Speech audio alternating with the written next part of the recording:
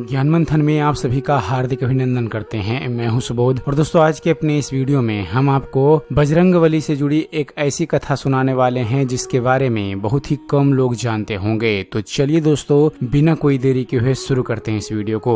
Friends, बात उस समय की है जब महायुद्ध समाप्त हो चुका था। जगत को त्रास देने वाला रावण अपने कुटुंब सहित नष्ट हो चुका था। कौशलाधीश प्रभु श्री राम के नेतृत्व में चहुओर शांति छाई थी। तब प्रभु श्री राम का अयोध्या आने के बाद राज्याभिषेक हुआ। राजा राम ने सभी बानर और राक्षस मित्रों को ससम्मान वहां से विदा किया। अंगद को विदा करते समय प्रभु श्री राम रो पड़े थे। हनुमान जी को विदा करने की शक्ति तो प्रभु श्री राम में भी नहीं थी। माता सीता भी उन्हें पुत्रवत मानती थी। हनुमान जी अयोध्या में ही रह गए। प्रभु श्री राम दिन भर दरबार में शासन व्यवस्था में व्यस्त रहे। संध्या जब शासकीय कार्यों से छूट मिली तो वे गुरु और माताओं से कुशल क्षेम पूछकर अपने कक्ष में आए। हनुमान जी उनके पीछे पीछे ही थे। प्रभु श्री राम के निजी कक्ष में उनके सारे अनुज अपनी अपनी पत्नियों के साथ वहां उपस्थित थे। वनवास, युद्ध और फिर अंततः औपचारिकताओं के पश्चात यह प्रथम अवसर था फ्रेंड्स जब पूरा परिवार एक साथ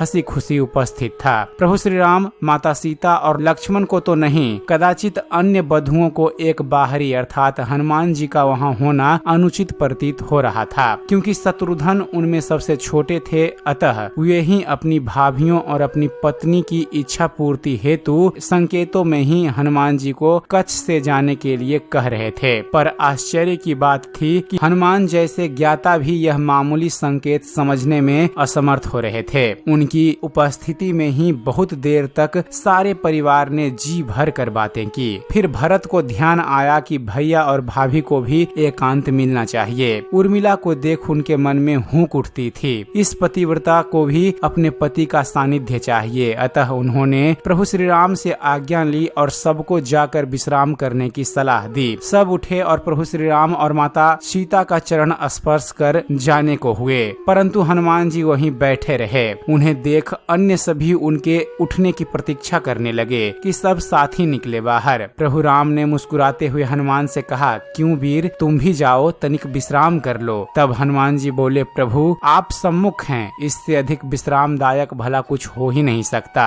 मैं तो आपको छोड़कर नहीं जाने वाला। तब शत्रुघ्न तनिक क्रोध से बोले, परंतु भैया को विश्राम की आवश्यकता है कपीश्वर, उन्हें एकांत चाहिए। तब हनुमान जी बोले, हाँ तो मैं कौन सा प्रभु के विश्राम में बाधा डालता हूँ, मैं तो यहाँ पैताने बैठा हूँ। तब शत्रुघ्न बोले, आपने कदाचित सुना नहीं, भैया को एकांत की आवश्यकता है। तब हनुमान जी बोले, पर माता सीता तो यही हैं, वे भी तो नहीं जा रही, फिर मुझे ही क्यों निकालना चाहते हैं आप। तब शत्रुघ्न ने कहा, भैया को भाभी के एकांत में भी साथ रहने का अधिकार प्राप्त है। क्या उनके माथे पर आपको सिंदूर नहीं दिखता? हनुमान जी आश्चर्यचकित रह गए और वह प्रभु श्री राम से बोले कि प्रभु, क्या यह सिंदूर लगाने से किसी को भी आपके निकट रहने का अधिकार प्राप्त हो जाता है? तब प्रभु श्री राम मुस्कुराते हुए बोले, अवश्य, यह तो सनातन प्रथा है हनुमान। यह सुन हनुमान जी तनिक मायूस होते हुए वहां से उठे और प्रभु श्री राम और माता सीता को प्रणाम कर वह बाहर चले गए। प्रातः प्रभु श्री राम का दरबार लगा था। साधारण औपचारिक कार्य हो रहे थे कि नगर के प्रतिष्ठित व्यापारी न्याय मांगते दरबार में उपस्थित हुए। ज्ञात हुआ कि पूरी अयोध्या में रात भर व्यापारियों के भंडारों को तोड़ तोड़ कर हनुमान उत्पात मचाते रहे थे। प्रभु राम ने यह सब सुना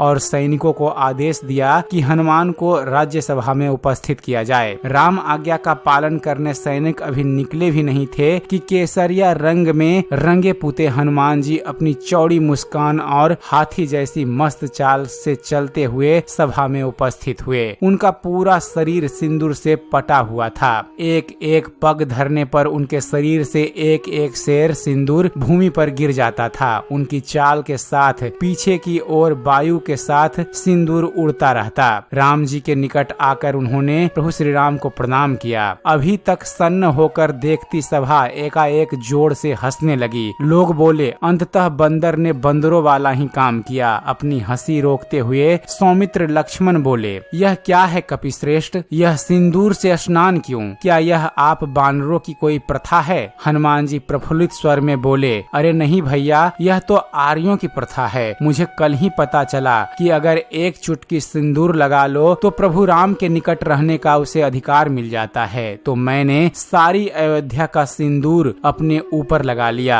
क्यों प्रभु, अब तो कोई मुझे आपसे दूर नहीं कर पाएगा ना। सारी सभा हंस रही थी और भरत हाथ जोड़े अश्रु बहा रहे थे। यह देख शत्रुघ्न बोले, भैया सब हंस रहे हैं और आप रो क्यों रहे हैं, क्या हुआ। तब भरत स्वयं को संभालते हुए अपने अनुज शत्रुघ्न से बोलते हैं कि अनुज, तुम देख नहीं रहे, वानरों का एक श्रेष्ठ नेता, वानर राज का सबसे विद्वान मंत्री, कदाचित संपूर्ण मानव जाति का सर्वश्रेष्ठ वीर, सभी सिद्धियों सभी निधियों का स्वामी, वेद परांगत, शास्त्र मर्मज्ञ, यह कपि श्रेष्ठ अपना सारा गर्व सारा ज्ञान भूल कैसे राम भक्ति में लीन हैं। राम की निकटता प्राप्त करने की कैसी उत्कंठ इच्छा है जो यह स्वयं को भूल चुके हैं। ऐसी भक्ति का वरदान कदाचित ब्रह्मा भी किसी को न दे पाएं। मुझ भरत को राम का अनुज मान भले कोई याद कर ले, पर इस भक्त शिरोमणि हनुमान को संसार कभी नहीं भूल पाएगा। तो एक बार प्रेम से बोलिए, सियावर रामचंद्र की जय, पवन सुत हनुमान की जय। तो उम्मीद करते हैं फ्रेंड्स आप सभी को हमारा ये वीडियो पसंद आया होगा। वीडियो पसंद आया हो तो वीडियो को लाइक और शेयर करना मत भूलिएगा और ऐसे ही ज्ञानवर्धक वीडियो देखते रहने के लिए आप हमारे चैनल ज्ञान मंथन को सब्सक्राइब जरूर कीजिएगा। आप हमारे चैनल को सब्सक्राइब कीजिए और देखते रहिए, जानते रहिए। धन्यवाद। जय हिंद।